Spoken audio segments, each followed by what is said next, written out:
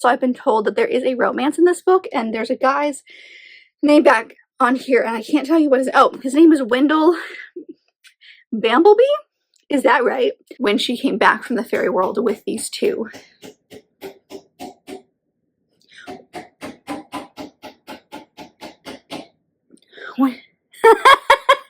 It's like her day-to-day life with this guy and now his research people who are showing up. But what was I going to say? Oh no, pregnancy brain. Crap. What was I going to say? Hold on. It's like I'm connected and also disconnected from the plot and the characters at the same time, and it's a very strange experience. Hi everybody, my name is Kelsey, and we're about to get very, very nerdy with another episode of the Hyped Book Chronicles.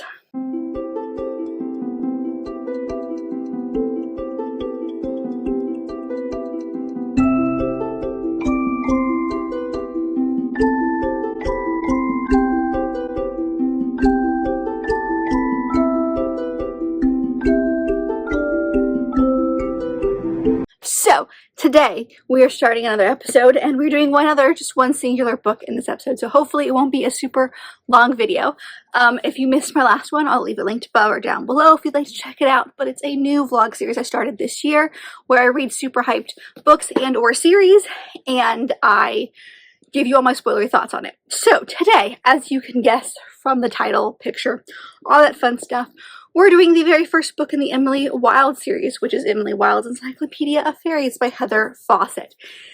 This is not a super long book, so I'm not expecting this to be a super long video, but I have had this book on my TBR forever, and it's super hyped, and there's a second book out, and it was just announced that the third book is coming out next year, so I thought now was the time to give it a shot. So I have the audiobook from my library ready to go. I'll probably start it maybe sometime today, but I thought I'd come here and tell you, kind of start this vlog, tell you my initial thoughts before I even dive into what this book is, and then I'll just come back to you when I've read a little bit. I don't actually know a lot about this.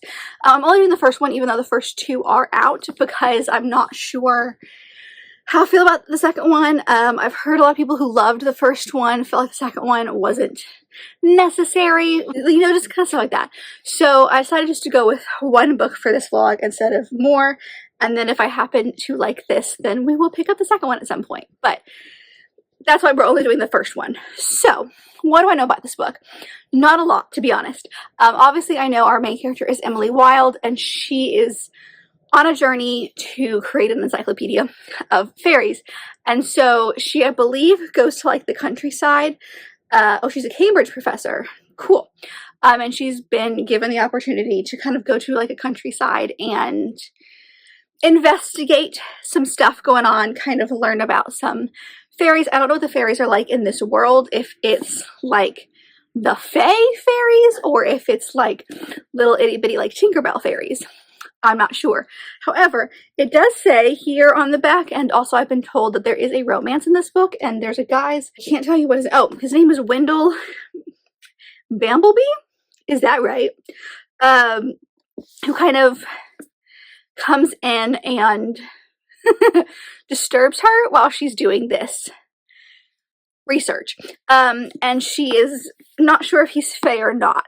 So, or as a fairy or not. So, I don't know what fairies are going to be like in this world. I am curious because of him being a possibility, but that's the vibe we have for this one. I do know that they are kind of secluded in a cabin at one point, and that I think they get snowed in, so it's definitely more of a winter story, but like each chapter is like, it's got a date in it, so I'm thinking this is her actual encyclopedia or her actual notes. So that's what I know going in. I think there's going to be a romance. I don't think it's going to be a huge part of the plot. I've been told this is a cozy fantasy as well. So we shall just go in and see what happens. And I will let you know along the way my spoilery thoughts. So this is your warning that if you haven't read this book, I'm going to spoil the crap out of it. So let's go get reading and see what's happening. What's this book about? I've had it for so long. Well, I've had it for like a year. So I need to know what the hype's about, you know? Hello. I'm trying this new handheld light, so let's see if it's gonna work. I have some updates. So I am almost 100 pages into this book. I'm quite literally on page 98. But I think my audiobook's I'm like 30% of the way through the book. I was going to come to you a little bit earlier today, but my opinions have not changed since this morning as far as like my initial thoughts. So what do I think so far? The first thing I noticed about this book is the writing. It's a very, very scholarly, educational kind of way of like looking at the world. It's also set in, I can't remember, 1909. So it has a very classic tilt to it as well, in the sense that there's a lot of big words being used and a lot of more scientific ways of explaining and showcasing what's going on from her perspective. This is literally her journal. It's her notes. She's taking notes of this entire experience. So it's all from her perspective. And she's just like writing in a journal to herself / us about what's going on. And because she's a very scholarly lens that she's doing this through, that's reflected in the writing, which I expected to an extent. It's more than I thought, mostly because I think if it was just scholarly, that would be fine. But because it's set in kind of a historical time period as well, we have that classic tilt to it. So I'm not loving it. It's kind of making me feel a little disconnected from the story, if I'm being honest. But also, not a whole lot has really happened. I think we've had our first like, oh my goodness moment. Emily is not good at interacting with other people. So like she gets to this town and she immediately sets like a bunch of people in the community off, and she can't figure out what she has done. And so she's in this little cottage and she like is trying to research and go out into the wilderness. She meets like a little brownie. So we're getting kind of like fae of all kinds. And it's giving me like Spider-Rick Chronicle vibes. Like if you've read those books or watched those movies, and it has all these different types of like mythical creatures like brownies and sprites, and even the older elder fae, which are like, that's not what they're called. They're called the hidden ones, and they are the ones who can pass as human, and are like in a humanoid form. And she is convinced that this guy that she works with at Cambridge, Wendell, which is the guy's name that I told you at the beginning, Wendell Bamblebee, is a fae. And so she's kind of thinks that he knows that she thinks this because of just some of the questions that she asks. Anyway, she's at this like cottage place, and she kind of gets off on the wrong foot with a woman in town because she doesn't understand hospitality rules a little bit. And we learn later, like just now we learned, once Wendell shows up, he's like, you didn't research the town, you didn't research the people before you showed up, you just went in and researched the like fae people, and you insisted on paying for your meal the very first night, and that ticked her off, and now the entire town is mad at you. So like the guy that's renting the house that the cabin that she is staying in burns the bread. Like he is basically giving her breakfast and dinner, and she has to figure out what she's going to do for lunch. And she's like, that's fine, I'll be out in the woods looking around for all that kind of stuff. But he burns the bread and gives her eggs the first day, and then doesn't bring her eggs after that. And then like the butter has bones in it, I think is what it said. Like it's not like good butter. So like it's her food's not great. And then she gets a letter from Wendell that says, I'm going to show up. And she's like, yeah, okay, sure. And then he does. He shows up with 2 students that are like research assistants for him. And he just has a very like humorous, I don't take my life too seriously vibe when it comes to his life, but people immediately like him. So he is now there, and now she's being fed correctly by the person who owns the little cabin they're staying in. So you've got that, but like plot-wise, I genuinely don't know where we're gonna go. Like this feels like, I know it's a cozy fantasy, so I don't like it's super not high stakes, but I still don't like plot. I have no idea where we're going. She's just going out and researching stuff. Like she's met this brownie. There's a changeling in the town that she's staying in. So she goes and talks to him. And apparently he's like super dangerous because Wendell goes the next day and is like, how did you do this? And then there's somebody in the town who was taken, like, their lives were swapped, I think. So she was taken and replaced by a changeling, and then is now back.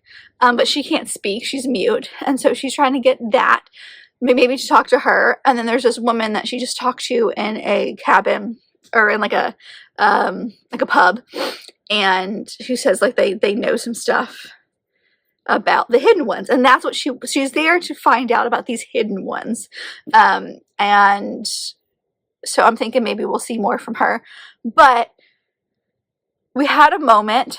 It was the only time that I've been like, oh, like while reading. Otherwise, like, it's just kind of been on in the background, and I've been listening, because it does take a lot of concentration because of how it's written.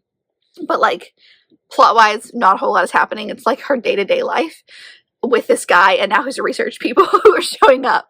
But she goes to see this brownie that she's become friends with, and Wendell has come to see him previously in the day. He's not there when she shows up, and this little brownie is terrified of him, and he calls him Prince, which she says could just be a like respectful like language, like Mr., Mrs., calling people sir and ma'am, things like that, where you just showing some respect. But the brownie also kind of like talks a little bit more about how he was raised to never be around them because they're scary, and like basically it sounds like this brownie thinks that Wendell is fae, or a fairy, and so she's almost been like, haha, it's not proof, but my suspicions about him being a fairy could be accurate. So I don't really know. There's like, obviously there's no romance yet. Actually, Wendell's hooking up with other people in the town, because she wakes up one day and everyone's gone, including Wendell and the two of Reacher's assistants, because she slept in. And this woman comes out of Wendell's room wrapped in a sheet, and clearly stuff happened. So like, he's a ladies' man. People are always interested in him as a person. So I don't know. We'll see how that goes. But that's where I'm at. Like, really, not a whole lot has happened. Wendell's been there for a couple of days. They have created a understanding, if you will, where Wendell is like really thought of highly in this like Cambridge research community, and so he is going to speak at this conference that she has never been invited to. And he says, well, I'm going to help you with this paper, and then you're going to come with me, and we're going to present this to people, and it's going to help me out and get some grants that I want, and this can help you out because you want to be tenured. He's always said that he was going to write the foreword of her book that is going to come out next year in this world. So instead of her thinking that she's going to be in this Highland, cold Lapland kind of place for a year, she's only going to be there for 3 months. So she shows up on October 20th, and where I'm at, it's October 31st. So she's been there for a little over 10 days, not too long. I can't remember when Wendell showed up, but she'd only been there for like 2 or 3 days before Wendell showed up. So it hasn't been very long. And then this book ends, if I look, I'm not going to like spoil anything, but the last day is the 13th of February. So it's a few months. And so they've kind of created this bargain where they're going to actually work together. But she's like, my name's going to go first because it's my thing. And also, you have to do what I say. And so he kind of does. Like, he's going off and doing research on his own and like investigating the town and everything. But if something exciting happens, he tells her, and she's like, okay, well then we're going to go about it this way. Anyway, there's just a few things like that. So, I don't know. I have no idea where this is going to go. Clearly, there's a romantic element here between her and Wendell, but I don't know, like, it hasn't started yet. I don't know where it's going to lead. I'm thinking this is going to be very, like, surface level. Like, it's not going to be, there might be some cute moments, but it's not going to be, like, a smutty book by any stretch of the imagination, which is fine. So yeah, 100 pages in. Those are my thoughts right now. I don't know. I think because she wants him to be fae, and there's all this evidence in her brain for him to be like a fairy, he's not going to be one. But I think he could be. I don't know. Anyway, so I'll come back to you when other things have happened in this book. But as of right now, I have no idea where the story is going. Like, it's literally slice of life at this point, but fantastical. Hello. I've reached farther in my book, so I'm here to tell you about it. I think Goodreads is I'm like 60 to 70, just about 70% of the way through the book. I'm on page 232, right there. So we're just in like the last little like section of the book. So things that have happened. The plot has definitely like kicked into high gear because right after I came to you in my last update, both of Wendell's assistants said peace bye because he took them with him when he went to go to see the changeling, and it freaked him out and they did not enjoy that. And so he basically was like, that's okay, you can go to the pub, drink it off, like I put you through some stuff, I get it. And then the next day they're just gone. And so now it's the two of them alone in this house figuring stuff out. And a lot of plot stuff actually has happened in this chunk, because while they're still going out and exploring and trying to figure out all this stuff about Fairy, it is basically confirmed that he is Fae in this section. So after they leave, the two, or after the assistants leave, the two of them go off and try to figure out, you know, do some research of their own and do some stuff. And one of the things that she can't seem to do for some reason is chop wood. And so she tries to chop wood, and in the process of chopping wood, she hurts him, and like really badly. And she ends up asking for help from like the woman in the town who has put like this vendetta against her. But she asks for help because he's hurt. And one of the things, like they keep trying to do all this stuff for him and nothing seems to be working. And then she remembers that there's something about like if you take a piece of plant or something that is in both like that's from his home land and make him ingest it, that helps Faye. And because he is from Ireland, she goes out and finds this like tree that is also native to Ireland and like snaps off a piece of the branch and like puts it in this drink and basically makes him drink it. And this woman comes in while she's doing this and helps her and basically like confirms that she's like, oh, I've met my fair share of the hidden ones, and this one is definitely not human. And so you've got that. You basically have it confirmed. Not in so many words. They're doing a really good job of like not confirming it in words. Now where I'm at, it has been confirmed. Like he even like is now openly talking about his home, and he is a prince, and his stepmother like banished him. Actually, technically he was king for like a day, and then his stepmother banished him. So he's trying to get home. He just really, really misses home. So you have that. And then also at the same time, a lot of people in the town keep getting like young girls keep getting, maybe not young girls, but young people keep getting taken by the Fae. And she can't figure out why it's so frequent, because like usually when the Fae come in and take someone, it's once every like many years.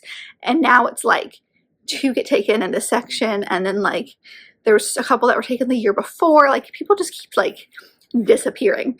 And so she basically gets Wendell to help her, and they go to this fairy realm. I mean, she basically does it on her own because he's sleeping, and she's like, I don't want to wait for this. And so she goes to the fairy realm and saves these two girls and brings them back. And so through like they kind of are going through the wilderness, and we see just Wendell, because at one point she gets kind of like cornered by a bunch of Fae, and so we see Wendell kind of fly into a rage and kill a bunch of people, fairies, and she's like, this is different, okay. But they bring these two girls back, and everything is happy and hunky-dory. And then everyone mentions the fact that like, or all the women around her mention the fact that like he looks at her differently. And where I'm at, they literally just had a conversation where I think he asked her to marry him. And she's like, I don't know what to do with this information. I need to process it. And he's like, that's fine. I've been pining for years. I can continue to pine. So like there is romance, but it's like so small. It's like such a small part. So I'm definitely enjoying it more than I was when I came to you for my first update. A lot more plot stuff has happened. Again, we don't have very much to go, and I'm not quite sure where we're going to end up here. But like he even basically says, she's like, you would stay, like you know, have been looking for this door back to your home this whole time. You would not come, like you would stay here for me? And he goes, no, I would take you with me, and like you could be queen, and like you could research all of these mythical, magical fairy people from like my court. And so she's just like, that's a lot of information, I need to process this. And he goes, that's fine. So it's really interesting to see the difference in their personalities. But I don't know. I don't know what this, like, I'm not really like invested in their romance, because like it's not really a thing. Like I mean, it is, but it's so small. They've just talked about it, so I'm wondering if we're going to get more in the next section. But I don't know what we're going to do plot-wise. So, writing still isn't amazing. Oh, also there's like a section that I was like, literally had this audio on, and then all of a sudden a dude started talking, and I was very confused. And there is a section in this book where he basically writes an entry in her journal for her, because when she comes back with these two women, they're like in a cave, and he has to like help them out. And so like he writes that section from his perspective, because he's like, you've been kind of a little out of it for this section, so like I'll write this. And that's the only time so far that we've had a section from his point of view where he's telling the events of the story. I don't know if we're gonna get more, but all of a sudden there was a dude talking in my audiobook, and it really threw me off because I didn't expect it. But I'm liking it. I'm hesitantly optimistic about where we're gonna go. So I'll come to you when I finished it, probably, because I don't have much left to go, and I don't know where we're going.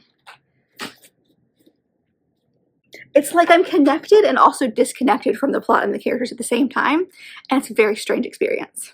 So I'm here because I have finished the Encyclopedia Faries, sorry, Emily Wilde's Encyclopedia Faries last night, and I think I'm giving this one 3.5 stars. I have a lot of conflicting emotions when it comes to this book, because I enjoyed the second half much more than the first half. I think the plot really started to get going after what happened after I stopped talking to you?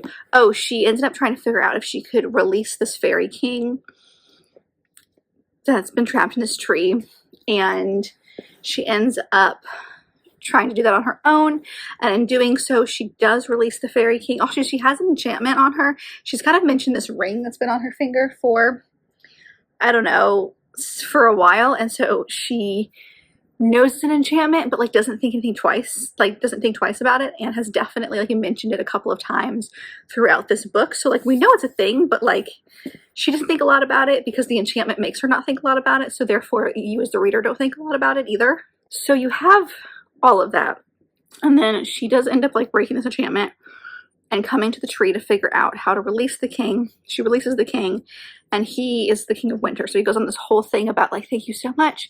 And I knew that the person who released me is going to be like my next wife. And so he basically like doesn't kidnap her, but kind of like forces her to live with him in this ice palace, which is causing the land that they live on to be covered in snow and ice, and it's like winter all the time, and it's extra harsh for the humans, and because they're fae, they're fairies, they don't think anything of the humans. And so she's like, hey, maybe don't make it so cold, and he's like, they're fine.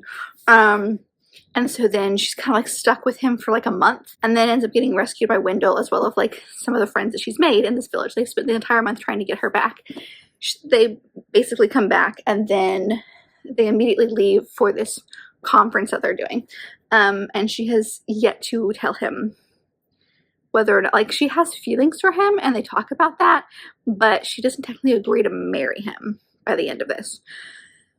So I think it just comes down to the writing. The writing didn't work. I kind of have talked about that since the beginning. I felt incredibly disconnected from the characters, from the plot. I felt kind of similar how I felt when I was reading like Lord of the Rings, where it felt like all the action and the stuff that was happening like over there, and there was no like high stakes, which I get is what cozy fantasy is all about. Totally understand. But there has to be something else for me to root for. If there's not like a lot of action keeping me invested, I need a romance to keep me invested, and this romance was like almost non-existent. Like, I think it technically is one of the like subheads, like a subgenre on Goodreads, but like I honestly am very hesitant to even consider this any form of romance, because like it's really not. So in the like cozy fantasies that I have read in the past, I've usually had a romance to root for, and while I liked these two characters and I liked the fact that they were polar opposites, and she was very like curmudgeon-y and set in her ways and has to like be very logical about some stuff. Great, love that. And he's the opposite. He's like out there living his life, being crazy, and they are very, very different, yet they still like work fine. But like, I don't know, it didn't feel, there was something missing this entire book for me, and I cannot put my finger on what it is.